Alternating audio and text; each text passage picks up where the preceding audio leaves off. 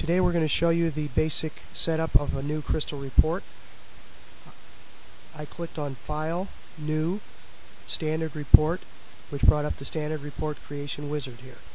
You can also access this from the Getting Started initial screen. There's a button called Standard Report Wizard.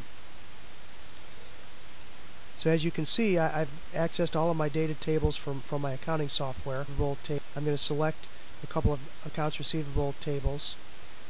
I'm going to hit next a couple times.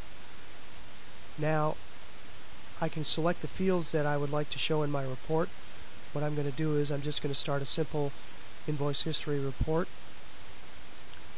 by selecting the customer number, the invoice date, the invoice number from the header table.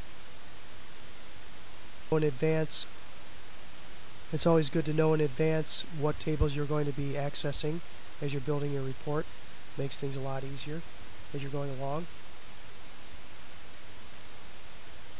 Then from my accounts receivable history detail, I'm going to select the inventory item code, the quantity sold, as well as the total extended amount of the sales. Once I've done that, I hit next. It's going to ask me if I want to set up some groups, which I'm going to pass on. I'm just going to hit next. And it's going to ask me about filtering, and I'm just going to keep hitting next because I can do all that later on. Once I hit finish, it'll bring the data into the report as a good starting point.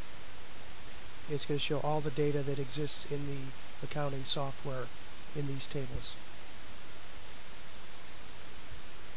At this point, I would like to set up a filter. I do so by clicking on Report, select Expert, and let's say for the sake of argument I just wanted invoices dated May 21st.